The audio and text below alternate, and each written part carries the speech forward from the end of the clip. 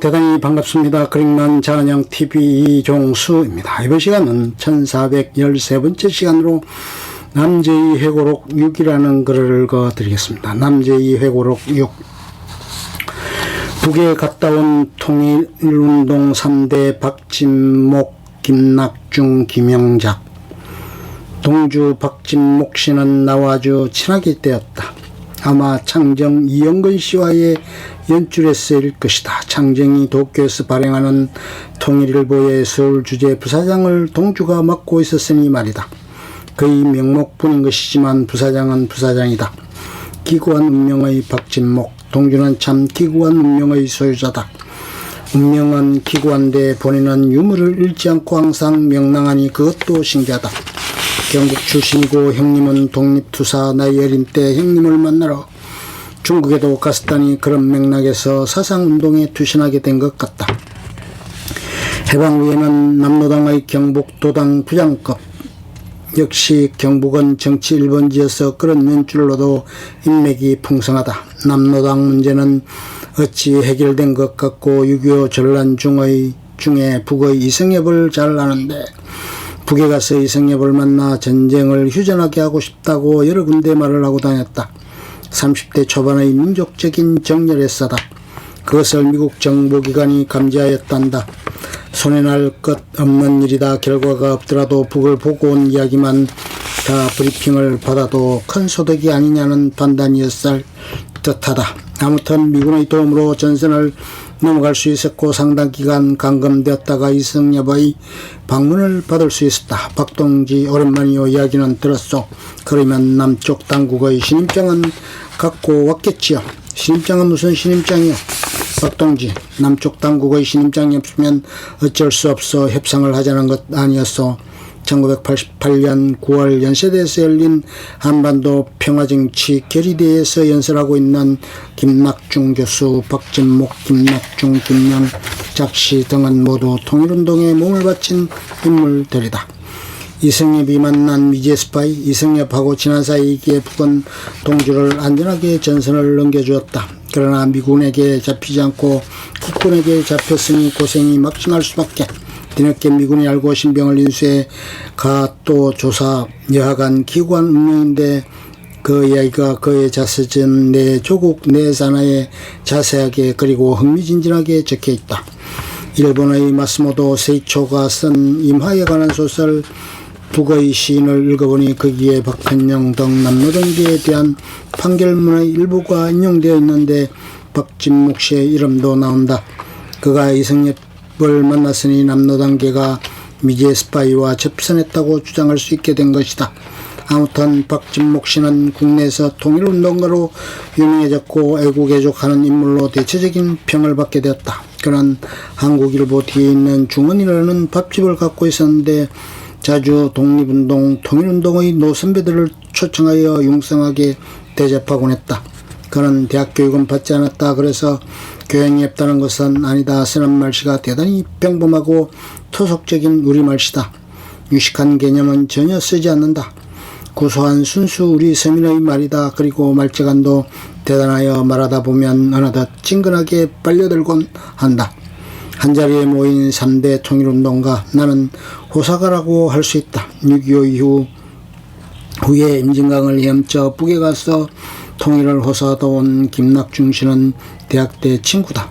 또 납북된 아버님을 만나기 위해 70년대 초 일본 대학 교수 신분으로 북에 갔다 온 김영작 교수는 민정당 국회의원 때 동료 의원이다. 이북에 갔다 온 통일운동 3대를 내가 같이 만나게 한 것이다. 술자리에 합석해보니 마치 오랜만에 만난 형제들처럼 죽이 맞는다. 그들끼리만도 가끔 만나고 거기에 월남해온 허헌 씨의 딸 허근욱 씨도 때로는 초청하여 합류한다. 허근욱 씨는 50년대 월남하여 내 고향이기도 한 청주에 오래 살았으며 내가 설 땅은 어디냐라는 자전적 책을 내기도 하였다. 그러니 나와는 공통의 청주 친구가 많으냐 시위 친밀해질 수 있었다. 최근에는 민족 변호사 허헌이라는 선친의 전기를 냈다. 조선호텔에서 출판기념회를 가졌는데 김학준, 김동길, 강월용, 전숙희 씨 등이 축사를 했다. 세상이 달라진 것을 새삼 느끼게 한다. 김병로, 이인, 허헌 씨는 일제 때 독립운동가들의 변호를 맡았던 민족 변호사 3인으로 알려져 있다. 내 술친구 김종인 박사는 김병로 씨의 손자인데 허근욱 씨와 안면이 없어 이 행사를 모르고 있었다. 그래서 내가 김종인 박사를 불러내어 허근욱 씨에게 소개했다. 의미 있는 일이다. 그 자리에 파리에 있는 이인 씨의 아들 이옥 박사만 왔더라면 그는 그 후 별세. 우리 한번 푸짐하게 놀아봅시다. 박진목 씨가 술자리 서두에 자주 하는 말이다. 맞다. 술자리는 노는 자리다. 이성인간이 유희인간이 되는 것이다. 그는 늘 놀 줄을 안다. 그리고 구수한 말이 이어진다. 우리 옛말하고 살 날이 있을 겁니다. 너무 좋으면 죽는 수가 있어. 백제 그리 좋아하지 말래이. 보고지고 내 얼마나 보고졌는지 아나. 이 사람이 뭐라카노. 나라를 사랑한다는데 기천이 어디 있노. 모두가 시험말로 가시가 없는 한 따라서 정확한 말들이다. 정명이라는 게 그런 것일 것도 같다. 박씨 주변에는 그가 자주 술을 받아주는 사람이 많다.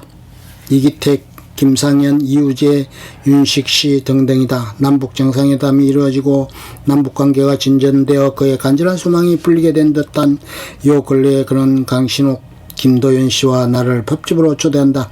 진짜 애국을 하려고 방공을 하기도 하고 공산을 하기도 하고 강신옥 씨는 김재규 장군 사건의 변호를 맡아 유명한 인권 변호사 김도연 씨는 이른바 63세대 대표로 언론에서 김준태 씨, 김도현, 현성일 씨 등 트리오를 꼽는데 그 가운데 한 명. 그러고 보니 나도 자유당 때 부정 편입한 이 대통령 양자 이광석 군을 서울대 법대에서 축출한 동명휴학 사건의 주모자. 네 사람 모두 역사의 각주에서 나올 수 있는 사람들이다. 그 자리에서 그는 이런 이야기를 했다. 진짜 애국을 하려고 방공을 하는 사람이 있다. 또 진짜 애국을 하려고 공산을 하는 사람도 있다. 그러한 진짜 애국을 하려는 사람들이 만나 이야기를 해야 평화도 오고 통일이 되는 게 아니겠어? 무언가 생각해야 하는 이야기다. 통일일보 사장 이영건 술자리에서도 그놈한 애국지사 술자리가 벌어질 때는 우리 한번 즐겁게 놀아봅시다 하고 놀이를 강조하는 박진목 씨와는 대조적으로 이영건 씨는 술 마시는 것이 한 의식인 것처럼 근엄하다. 그렇다고 유무가 없는 것은 아니지만 유무는 주제를 보완하는 자극제 정도이지 항상 술과 그리고 사명감을 가진 주제는 분리되지 않는다. 일본의 다도는 엄숙한 의식인데 본래가 그런가 일본에 오래 살아 그런가 그의 주도도 다도와 비슷하다. 이영건 1919에서 1990 씨는 1958년 진보당 사건 때 일본으로 망명하여 일본어 일간지, 통일일보 영문 일간지, 한국어 월간지, 통일 등을 발간하여 통일운동에 진력했다. 5.16 직후 억울하게 사형당한 민족일보 조영수 사장의 제목은 간첩, 이영건으로부터 공작금을 받아 신문을 냈다는 것이었다. 그러나 이영건 씨 별세 후 한국정부는 그에게 국민훈장 무궁화장을 주서 그가 간첩이 아님이 입증됐다.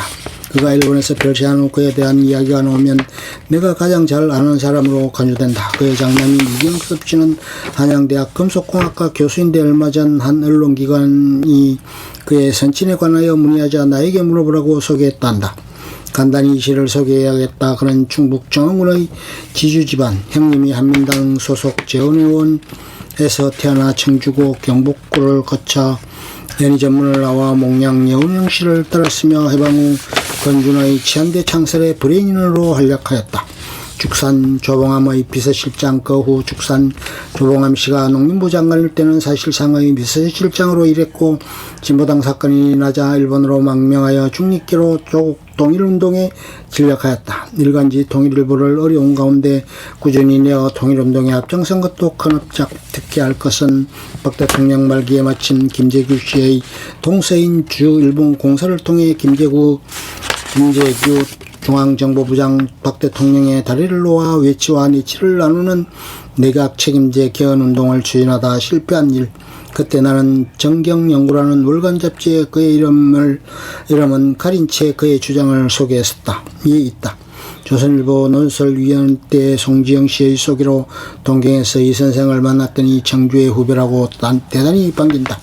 함께 학군의 온천에 가기도 하였다. 자동차로 울산 밑에 있는 큰 호숫가로 가서 기선을 타고 호수를 횡단하며 경관을 즐긴다. 계곡에 있는 고풍스러운 모텔로 갔는데 겉은 전원풍이지만 안은 연대식이다. 방마다 당이 있지만 온천은 대중탕이 좋다고 넓은 공동탕으로 간다. 그리고 육가다만을 걸치고 각각으로 된 일본식 술상을 받고 청주를 기울인다. 육가다만 입었기에 서로 중요한 부분은 언뜻 보인다. 그렇게 조용한 가운데 청주를 기울이면 밤늦도록 국내의 정치개혁을 말하고 민족의 통일 문제를 논한다. 그 분위기는 마치 이른바 해방공간이라고 하는 해방 직후 정부 수립 전야의 그것과 비슷하다. 이 선생은 그 시대의 추억 속에 살고 있다고도 하겠다. 학군에 말고 아따미의 온천에도 갔었는데 아따미는 동경에서 교통이 더 편리하여 사람이 몰려들고 여러가지로 학군에만은 못하다. 해방공간의 기억 속 민족의 장래를 걱정한 애국지사.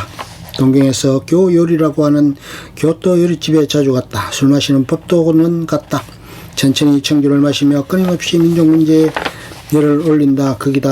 거기서는 스미에라는 웨이트리스가 단골이었는데 이 선생은 한국의 지사 기풍으로 웨이트리스도 깎듯이 되어온다.